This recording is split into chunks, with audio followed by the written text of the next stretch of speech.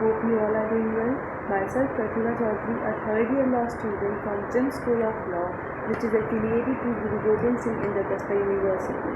And today I am speaking on the topic mortgage and types of mortgages.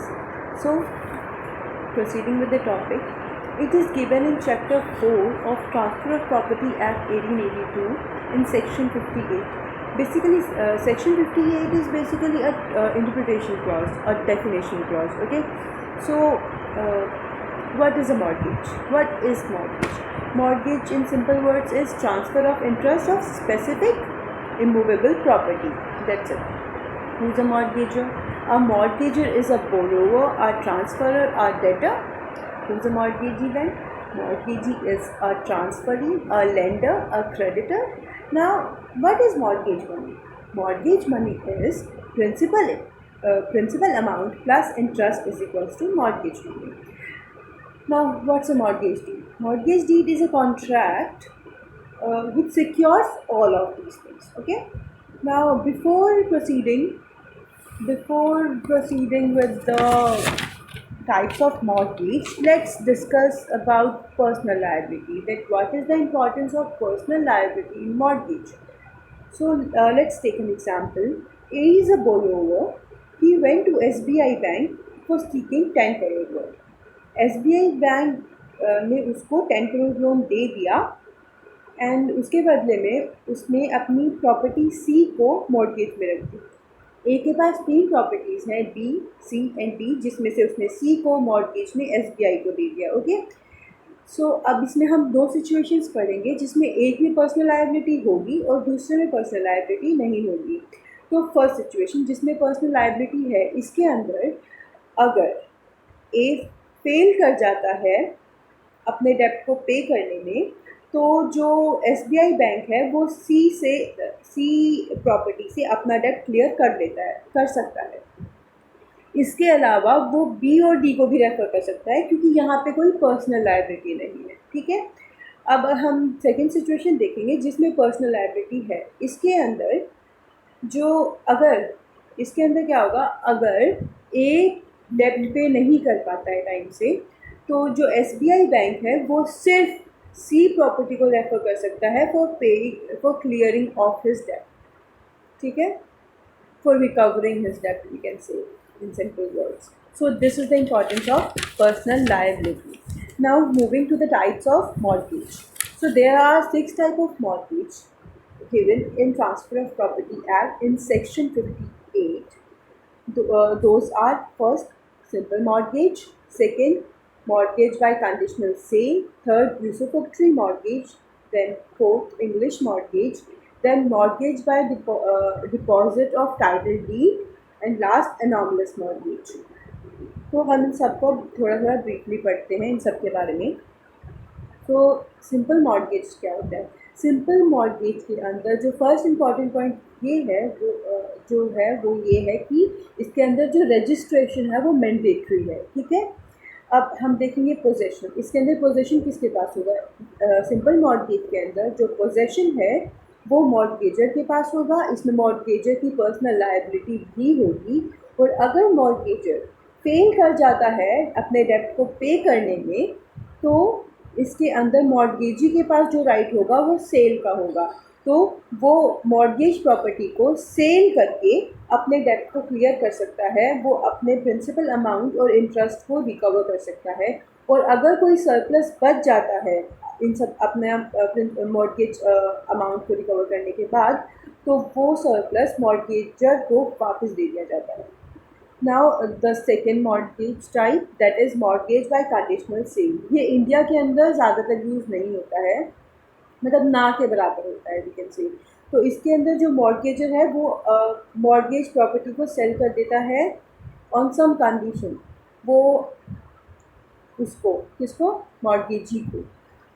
अगर default of payment होता है, तो यहाँ पे कंडीशनल सेल हुई है. ठीक है, तो अगर मॉर्गेजर के पार्ट में कोई डिफ़ॉल्ट हो जाता है, मतलब वो फेल कर जाता है अपने डेब्ट को क्लियर करने में, पे करने में, तो जो सेल होगी वो कंडीशनल हट जाएगा, उसमें से वो एब्सोल्यूट सेल हो जाएगी. ठीक है, और अगर on payment being made sale have become void. तो इसमें होगा अगर पेमेंट हो जाएगी टाइम पे पूरी क्लियर, डेब्ट पूरा क्लियर हो जाएगा टाइम पे, तो जो सेल होगी वो ऑटोमेटिकली वॉइड हो जाएगी। इसमें एक और भी वो हो सकता है, एक और चीज़ हम कह सकते हैं, that is on payment being made,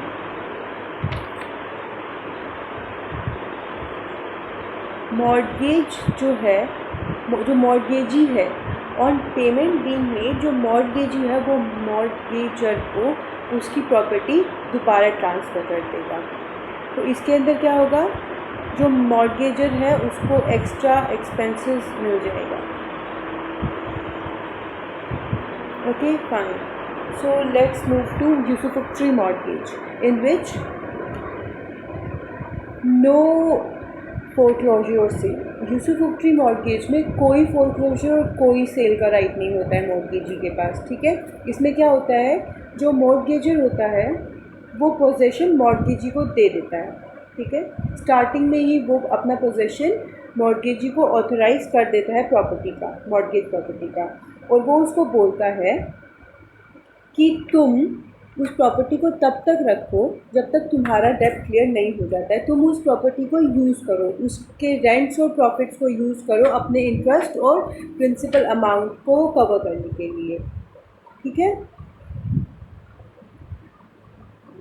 ये होता है यूसुफैक्टरी मॉर्गेज, जिसके अंदर जो मॉर्गेजर है वो स्टार्टिंग में ही मॉर्गेजी को अपनी प्रॉपर्टी ऑथराइज कर देता है, ट्रांसफ़र कर देता है उसका पोजीशन, और उसको बोलता है कि इस प्रॉपर्टी में से जो भी रेंट और प्रॉफिट है उसको तुम यूज़ करो अपने प्रिंसिपल अमाउंट और इंटरेस्ट को पूरा करने के लिए, क्लियर करने के लिए। और एक बार जब ये क्लियर हो जाएगा तो जो प्रॉपर्टी है it will be transferred back to the mortgagor. Okay, now coming to the next type of mortgage, that is mortgage by deposit of a title deed, in which where a person in any of the following town, namely the towns of Calcutta, Madras and Bombay, and in any other town which the state government concerned may by notification in the official gazette specify in this behalf delivers to a creditor or his agent documents of title to immovable property with the intent to create a security thereon, the transaction is called a mortgage by deposit of title deed. Now the last mortgage, that is anomalous mortgage, which is a mortgage which is not a simple mortgage, a mortgage by conditional sale, an usufructory mortgage, an English mortgage, or a mortgage by deposit of title deeds. Within the meaning of this section is called an anomalous mortgage. Very confusing, but not. इसको हम बोल सकते हैं कि जो एनॉर्मलस mortgage होती है ये कोई सिंपल मॉर्गेज नहीं होती है, ना ये कंडीशनल मॉर्गेज होती है, ना ये mortgage by deposit of title deeds होती है, ना ये यूसुफैक्टरी मॉर्गेज है completely. It's like in hydra, okay, it can take any shape और may borrow the essential features of all the mortgages concern, that's it. मतलब anomalous mortgage जो है ये जो बाकी पांचों मॉर्गेजेस हमने अभी तक पढ़े हैं उनमें से हर किसी में से थोड़े थोड़े कोई भी एसेंशियल्स ले सकती है, मतलब it's flexible, it's like in hydra. So that's it, that's all for today. Thank you.